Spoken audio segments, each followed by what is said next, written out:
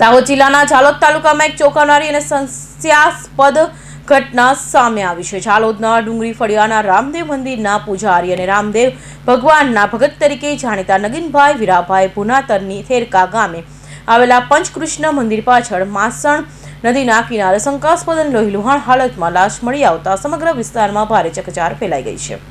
મળતી માહિતી મુજબ દાહોદ જિલ્લાના ઝાલોદ તાલુકામાં ડુંગરી ફળિયાના રામદેવ મંદિરના પૂજારી નગીનભાઈ પુનાતર 11 માર્ચના રોજ સાંજે આશરે 4 વાગ્યાના સમયે ભજન કીર્તન માટે બહાર ગયા હતા। રાત્રિ દરમિયાન પરિવારજનોએ તેમના મોબાઈલ પર અનેકવાર સંપર્ક કરવાનો પ્રયાસ કર્યો હતો, પરંતુ કોઈ પ્રતિસાદ મળ્યો ન હતો, જેને કારણે પરિવારજનોમાં ચિંતા વધી ગઈ હતી। આ દરમિયાન 12 માર્ચના રોજ બપોરના સમયે થેરકા ગામ નજીક પંચકૃષ્ણ મંદિર પાછળ મચ્છણા નદી કિનારે એક વ્યક્તિ પડેલી હોવાની માહિતી મળી હતી।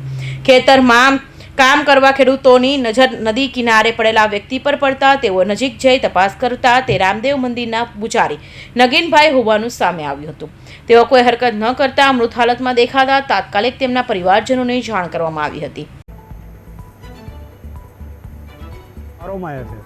બરાબર, હવે આ ઘટના કેવી રીતે નથી એ આપણે તપાસ કરવાની છે આગળ બી, બરાબર।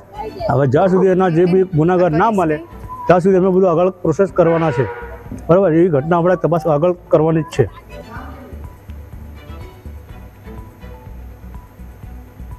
કા ગામે માછણ નદીની બાજુમાં એક નગીનભાઈ વીરાભાઈ પુનાતર નાઓની હત્યા કરેલી ડેડ બોડી મળેલી છે, જે બોડી જોતા તેના માથાના ભાગે તીક્ષ્ણ હથિયારથી ઈજા કરેલાના નિશાન જણાઈ આવેલ છે।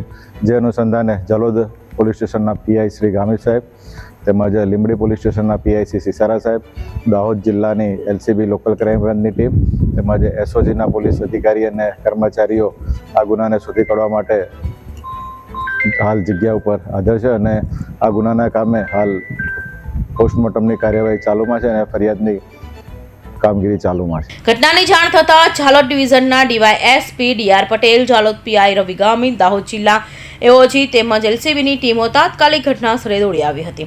પોલીસે સમગ્ર સ્થળને કોર્ડન કરી તપાસ હાથ ધરી છે અને ઘટનાની ગંભીરતા જોતા એફએસએલની ટીમે તેમજ ડોગ સ્ક્વોડે પણ બોલાવવામાં આવ્યા છે। સૂત્રો મુજબ પૂજારી નગીનભાઈ સામાન્ય રીતે સોના ચાંદી દાગીના પહેરતા હતા, પરંતુ જ્યારે તેમની લાશ મળી ત્યારે શરીર પર એક પણ દાગીનો જોવા મળ્યો નહોતો, સાથે શરીર પર ઈજાના સ્પષ્ટ નિશાન જોવા મળતા લૂંટના ઈરાદે હત્યા કરવામાં આવી હોવાની આશંકા વધુ મજબૂત બની રહી છે।